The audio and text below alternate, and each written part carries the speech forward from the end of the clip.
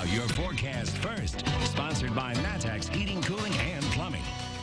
Current conditions up, and even though we've got some sunshine out there for some of us, it's obviously been a very cold day today with temperatures currently in the middle 40s right now. 45 degrees in Champaign, 45 also in Mattoon, 48 in Paris, 43 in Bloomington, and 45 in Springfield, which is where we have our Fling America weather camera up on our roofing dog. Again, it's moving around out there because we're still dealing with some very strong wind gusts that are around 30 to potentially 35 miles per hour across the majority of the area.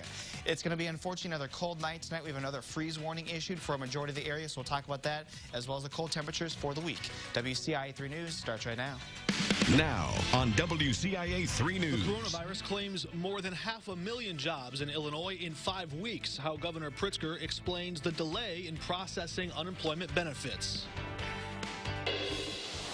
Cases of COVID-19 are quickly spreading in more senior living facilities. So what kinds of restrictions are being put in place at ones in central Illinois? And a teenager was shot and killed in broad daylight. What city leaders are doing to try and put an end to youth violence. You're watching your local news leader.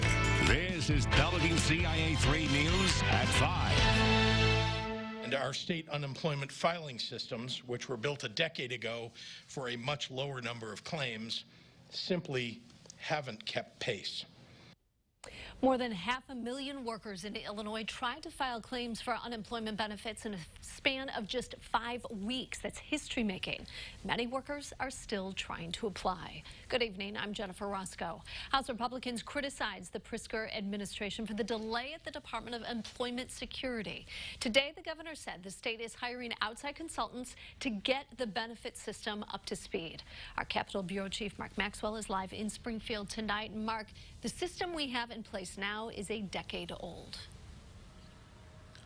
And Jennifer, that's one reason why frustrations are boiling over at the Department of Employment Security. They've never seen a bigger workload, and right now about a quarter of their staff is working from home. Many of them are still braving these conditions and working at state facilities, trying to work through the phone lines and work online to process these claims. But they're not doing it in person over the counter, so that's adding to part of the frustration here. On top of that, there's a new type of unemployment benefit available to self-contractors, people who fill out 1099 tax forms or members of the so-called gig economy. So while the state has to process this record number of claims, they also have to come up with this entirely new way for a new type of worker to apply. The governor said that more than 500,000 claims came in the last 5 weeks alone. They've processed just more than half of them. About 270,000 people have seen benefits show up in their bank accounts.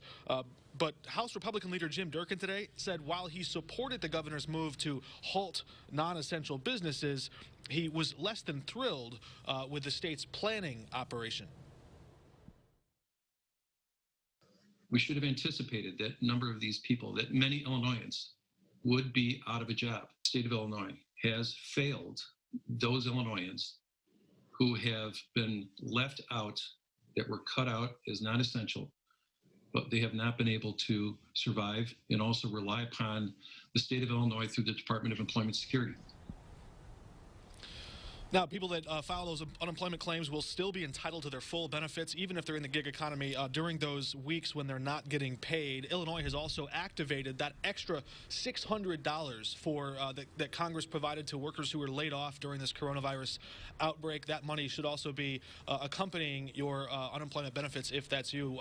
We're getting dozens, maybe hundreds of phone calls and complaints online about this similar thing happening all across the state. But the governor said, look, they're hiring a consultant now to try to get that website up and running. He said by May 11, those gig workers, 1 month from now, will have that up and running. That's a deadline 4 weeks from today, but 7 weeks since he signed that executive order.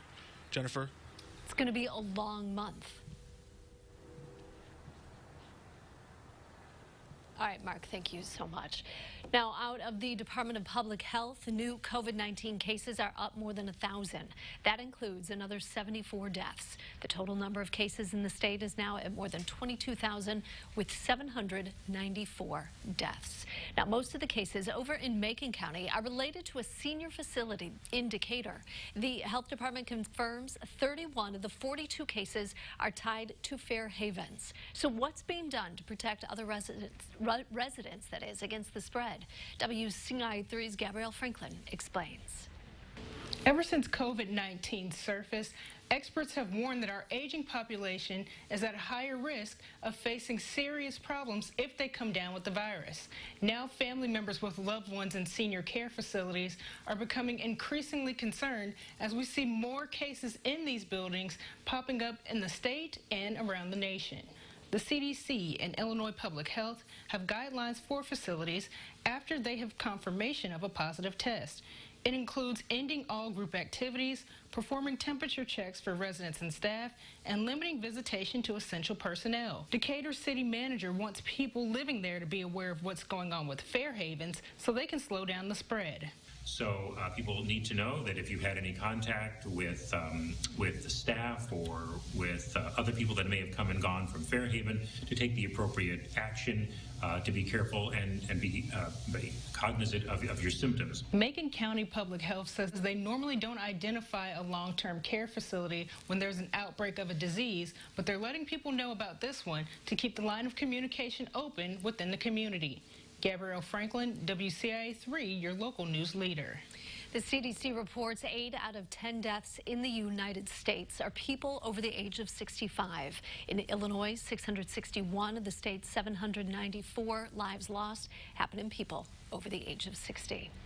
Officials in 3 different counties are looking for people who all disappeared within a week of each other. The McLean County Sheriff's Office is looking for 31-year-old Tyler Graff from Downs. He was last seen Saturday morning.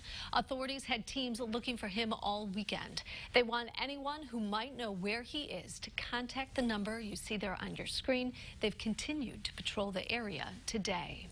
In Champaign, police are looking for a 23-year-old man who disappeared last week. They say Jeremy Wallace was visiting his family. He's from Chicago. He left their home late Thursday night and was seen at a business near Kenwood in Springfield in Champaign. He left there and hasn't been seen since. If you know anything, call police or Crime Stoppers. And in Shelby County, police say it's been more than a week since 29-year-old Kimberly Mattingly disappeared. She was last seen April 5th, getting into a blue car with a man. Authorities say her phone later pinged in Effingham, but there's been no other evidence of where she might be. If you've seen her, call the Shelby County Sheriff's Office. It has been a violent past few days in central Illinois, and that includes a teenager who was killed in Urbana Saturday night and several shots fired calls. WCIA 3's Courtney Bunting talked to city leaders about how they're responding. It was still light outside when a 15-year-old was shot and killed while riding his bike. That's why city leaders are taking action. Tirius Pettis was killed on South Philo Road near Michigan Avenue. He was the victim of what Urbana Mayor Diane Marlin says continues to be an issue in our community. That is, youth gun violence. Marlin says this is a group of teenagers who have a past of gun violence between them. She says this is a reminder to the community that this is still a growing problem. Even though our everyday routines have just been swept away in the past month, all the underlying issues and challenges that we were dealing with a month ago are still there, and in many cases made a lot worse because of the lack of structure, the lack of school. Marlin says a lot of teen gun crimes are crimes of opportunity. She doesn't know if that's the case with Pettis' death, but she urges all gun owners to be responsible about where they keep their weapons, because many times they're stolen from unlocked vehicles. Right now, police have not released any suspect or arrest information for this crime. Reporting in Urbana, Courtney Bunting, WCIA 3, your local news leader. And Marlin says police are adding more patrols in the area where the teenager was killed. That doesn't mean they'll always be visible, but they are there. Police are investigating after a teenager was shot after midnight Sunday in Springfield. It happened on West North Grand Avenue near North Columbia Avenue. They say a 19-year-old drove himself to the hospital after he was shot in the back. Police say the car he drove was also shot. He's expected to be okay. The Vermilion County Sheriff's Office is investigating possible human remains found in Indianola. They were found in a field Friday. Today, the coroner says they haven't been ordered to give an autopsy related to the case yet. But yesterday, the Sheriff's Office said a test needs to be done to make sure they're human.